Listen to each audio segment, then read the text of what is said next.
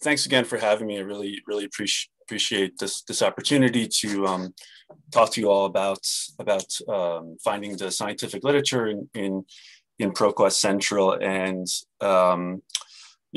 what I'd like to talk to you all about today is how I can show you how to get to or more to the point, some examples of how researchers are using ProQuest Central to access the scientific, technical, and medical literature within ProQuest Central. So in the few minutes we have today, what I'd like to do is go through the main search techniques users most use when they're on the ProQuest platform to find the scientific literature. So the first will be going through a very broad-based search approach, and then very quickly advance some of the advanced search functionality and some of the ways that users are, some of the more common ways what users are doing to kind of narrow and do a very pre-selective type of query. And we'll talk about as well some of the more specific scientific databases within the ProQuest Central overall conglomeration of databases, and then looking for at some of the sources that in terms of unpublished literature, gray literature, that type of content, and finally wrapping up on the summary of the type of scientific literature that's available to all of you within ProQuest Central. So what I want to begin here is I think ProQuest Central is broad, right? It covers a lot of areas, covers hundreds of different disciplines. So it's really useful for a researcher doing a literature review, doing what's called a scoping search, and having to cast a very wide net across a huge number of comprehensive scientific research materials. And ProQuest Central is actually very good at doing that. And there's a couple of really simple tricks one can do from right here from the basic search screen to make sure that you get a very focused result set of the type of literature that you're looking for. So if learning to navigate these online databases can be really intimidating for many users, especially lower level types of students. But so one thing we like to tell if they're going to do a literature review for some assignment-based research, it's very important for them to get as familiar as possible with using the database. Especially something like ProQuest Central, where you're searching across such a vast number of sources. You want to make sure that your users are comfortable using the interface. And in general, ProQuest Central and the ProQuest platform, we do a very good job of guiding users towards providing a very simple and intuitive search experience, but we still want to recommend that whatever you can do to help them get up to speed and get comfortable with using interface will help them in the long run. But so by default, a general keyword search will search across everything, all of your sources. But if you go ahead and tick the peer-reviewed box for your search, you'll get a much more manageable result set. And because of the fact that if you're doing a literature review, what you want to do is emphasize the scholarly and the peer-reviewed materials. Ticking that box will make sure you just return those types of documents back from your search. So let me move on here. So if we're in a scenario of researching sea level rise and coastal flooding, we're doing that broad scoping search of to get a baseline of the types of information that's available. That's that's the first step of doing literature review. We returned to search here with about 26,000 results. That's way too many for what we're trying to do is to get an understanding of that type of the scope of literature. So that probably tells us our topic is it's too broad. But there's some certain things we can do to kind of make sure we're going to narrow down our search and focus in on the types of materials that we need. So one of the most common things users do, especially in the sciences, recency is very important. So you can use the publication date filter here to limit your search to content from just, for example, the past 3 years, depending on what discipline you're searching. You can go back as far as 5 years, for example, in nursing and in medicine. But from a scientific perspective, recency is the most important thing. And when I do that, your document count will be reduced significantly. So that would reduce my document count to several thousand results, down to from this 26,000 probably to about 9,000 results.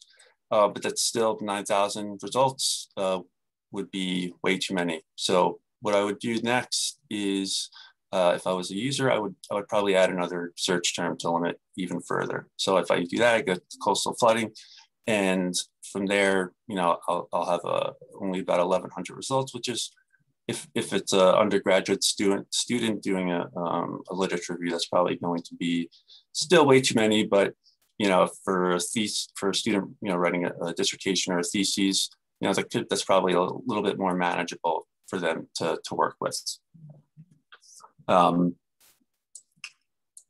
But real quickly here when you're in the results screen, by default, the ProQuest platform will sort your results by relevance, but if needed, you can also sort them by the most recent or the oldest first. So depending on your needs, researchers will sort results by date, or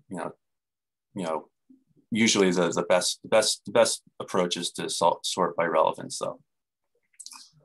So that's kind of like a basic overview of how users are using basic search in the context of doing a broad step one of their literature review, to make sure that they're just honing in on the type of scientific and medical type of content that they're looking for from to serve their literature review needs, and then moving on to the advanced search. Again, with our example, there's the advanced search features. I don't want to go too much into the weeds here. I really want to just give you kind of a basic overview of some of the really simple things that one can do to refine their searches and hone in on getting to the content that will really answer their research question. And some of these advanced search tools are, they're really simple to use to get to a very focused result set. So, for example, subject terms. Subject terms are found in the subject field within our documents. These are sometimes called descriptors or controlled vocabulary. Sometimes they're called classification terms as well. So that's a really simple tool to use from the advanced search here. You can go to select subject headings and indexing, and you can put your term in, and that will return those types of documents. And again, also we have available the ProQuest thesaurus.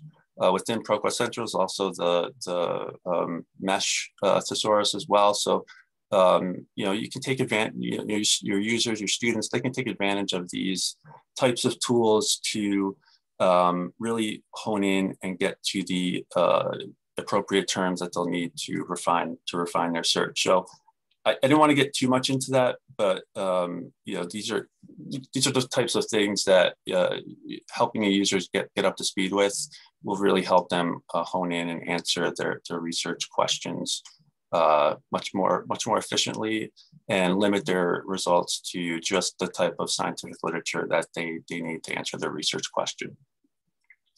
And you know, speaking of subject terms, these are, you know, really important. So within this, you know, if we're looking here at this document view, you know, you have the article titles, the journal, the pub date, the abstract, the keywords, indexing terms, and you know, we take great pains at ProQuest to make sure that all this data is captured, all these individual bits of information are captured about the document to make them easier to find for your users. And you know, so all that indexing, you know, some of it is actually still done, you know, with our editorial team in-house by hand, is, you know, the purpose of that is that so your users can take advantage of those fields to search by subject, to search by author, and, you know, use other types of bits of information to get into very precise, you know, searches. And, you know, as we saw a moment ago, you know, our initial search was really broad. So using these terms really helps one narrow down their search, and also, more importantly, reveal additional keywords that they can use to further refine their search. So if I, you know, if in our example, if I'm doing a literature review on sea level rise and you know, the impact on ecosystems, you know, I can, you know, I can find those additional terms right here. I can you know, see their different variances. So sea level rise, sea level changes, all those different types of ways of describing the impact of climate change on sea level. You know, some of those terms are available to me here within this document view, and I can start another search directly from here, or I can just make note of those terms for my further research later on. So you know, we've taken the approach thus far of searching across all of ProQuest Central from the whole database of I think 47 different sub-databases that make up ProQuest Central. But within the ProQuest Central, you know, experience itself are, you know, these science specific databases, these discipline specific databases, and you know, if you're you know, need to support specific classes or specific you know, programs at your institution, you know, doing it, having, you know, giving access to your faculty and to your students to these databases within ProQuest Central at a discipline-based level is really useful to them to be able to limit their searching to just the type of content that suits their discipline. You know, being able to just kind of focus in on, you know, environmental science and those types of content, I think it helps kind of filter out all the other noise that you would get across searching a multidiscipline type of database. You know, if you really just need to focus in on answering that specific research question in the later stages of your literature review, you have very specific niche needs that you need to add. Doing a very discipline based search from that perspective helps the user save a lot more time than searching across a very broad search as you would across everything in ProQuest Central. So it's a very important piece of the research process, being able to kind of narrow down into your individual discipline and search, you know, what we call vertically, you know, within the discipline itself, as opposed to broadly, horizontally across all of ProQuest Central. So I wanted to make sure that I talked about, you know, the rationale for having these individual subject-based databases within the overall ProQuest Central architecture. Another really important piece of doing literature reviews and, you know, searching the scientific literature, as we learned over the past year during the pandemic, is you know, unpublished literature, you know, things like preprints and conference proceedings. Excuse me. You know, these are really gaining importance over the past few years in terms of scientific output, scientific communication of new ideas. So having to go to all these different sources, you know, it takes up a lot of time for you know, faculty, for students, trying to track down all these various sources of gray literature. So, you know, we do include as much gray literature as we can get from the publishers. And, you know, we even have from PQDT Global over 315,000 full text dissertations and theses across all, you know, hundreds of different topics and disciplines.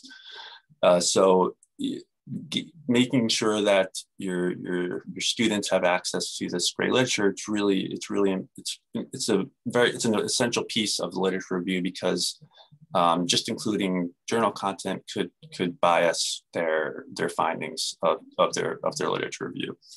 And, you know, so I think we know that just because a study isn't published in a journal, that doesn't mean that it's unimportant. You know, dissertations and theses, these are never in the form of a dissertation or thesis, are never published in a journal in that form. They're much too long and in depth. So, you know, or just likely as a conference presentation, you know, that in that form, it may not necessarily be published in a journal. So having access to those ideas and those different formats is really important to making sure that you're capturing all the information that's out there available within your research topic. And ProQuest Central is a really one of the best access points to making sure you're getting access to all these different forms of gray literature, and helping your users save time hunting down these various you know, research artifacts across number of websites or other sources. You know, one of the values of a database like ProQuest Central is we bring all that together. We help save your students and your faculty time hunting all this stuff down. And then finally, you know, I just wanted to hone in and just kind of remind everyone about some of the different, you know, we of course have loads of science, technology, and medical publications, about 5,000 in full text. But, you know, there's other channels, there's other ways of making sure that your students are accessing the scientific literature. And, you know, one of the best ways to do that is through our access to scientific news. So, and scientific, you know, other types of, you know, more general sources of scientific information. So, for example, the science section of the New York Times is one of the best sources out there for getting, you know, layman's overviews of really in-depth topic overviews on what's happening within the world of science and the impact, for example, with climate change. They're doing some really interesting reporting with climate change, for example, and getting kind of a basic understanding to these topics is really helpful for students, for faculty, even, you know, researchers, and being able to track through, you know, reading an article in the New York Times and then looking at the study that it came from and you can go back into ProQuest and find that study directly from the journal it was published in originally. So ProQuest Central has access to all those. The New York Times is, as I mentioned, really good for that type of overviews of what's happening in science. Also, The Economist, the Wall Street Journal, those types of sources, really useful for using for those broad topic overviews, and those are useful in literature reviews as well, as serving as introductory pieces and being cited in the introduction of many students, undergraduate and even graduate level literature reviews. So that's as we talked about earlier, the depth, being able to of course search across all the depth of disciplines in ProQuest Central is really important as well. Agricultural science, aquatic science, biomedicine, atmospheric science, getting into the nitty-gritty of those disciplines, where there's a lot of good research, and being able to do those focus searches is again a very important step to supporting literature reviews. So that's doing literature review searching is really just is one use case for the scientific information within ProQuest Central, and there's of course many others. For example, trying to use using ProQuest Central to keep up with the latest information in their area of study and research, being more effective in their research and their teaching and studies, using it for that type of work. So ProQuest Central, it is multidisciplinary, but using it to serve the needs of your scientific and technology and engineering students. There's so much content in there for those types of works, and in fact there's even more from an STM perspective, there's more of that type of content in ProQuest Central than any other type of content. So it's a very effective tool for serving your those programs at your institution. So that's all I had today, and I really appreciate this opportunity to speak to you about the STM content in ProQuest Central. Thank you, Justin. Thank you very much for your practical presentation. Ďakujem Johnovi za prezentáciu. Myslím si, že je vždy zaujímavé pozrieť sa možno na i známy produkt, akým ProQuest Central pravdepodobne pre mnohých z vás je, z trošku inej strany, uvedomiť si, že okrem tej periodickej literatúry skutočne obsahuje aj iné zdroje dokumentov, a sú to aj zdroje dokumentov, ktoré na iných miestach nie sú bežne dostupné, nie sú dostupné verejne a nájdete ich u ProQuestu. Spýtam sa Janky na nejaké otázky. Pripomínam, že ich môžete písať do toho okienka Questions and Answers. Yeah, I have a couple of questions for Justin. Justin, where do I find any training materials which can be helpful for our users? So we have LibGuide pages, and I can make sure that those links get sent to the organizers here, so that you have access to those types of LibGuides. And if there's any other types of training information you think you would need, we'd really love to have that feedback too. Okay. And what are the advantages of creating my research account? Oh, yeah, that's a really great question, because there are lots of advantages. So from a user perspective, you can save of course you can save your information, all your files there as well. You can save them. You can save searches.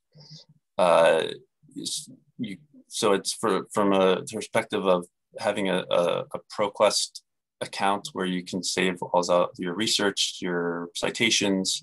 It's really useful. But there's one recent benefit that we just added to having a My Research account, and that's specifically to serve these really advanced use cases for literature reviews. what you can do now with My Research account is if you're doing something where you need to export a large number of citations, you can now do that with a My Research account that's attached to your institution. So if you have any researchers that are doing very advanced literature reviews and they need to export their citations, you can export up to 10,000 citations per day in ProQuest. Now, you can do that twice in a day if needed. So that's a recent benefit that we just added to having a My Research account, serving those really advanced literature review needs of being able to export large numbers of citations and using them for that purpose. Oh, I was not aware of that, so thank you for telling us. Yeah, that's it. So thank you once again, Justin. Ďakujem veľmi pekne. Okay, have a nice day. Thank you.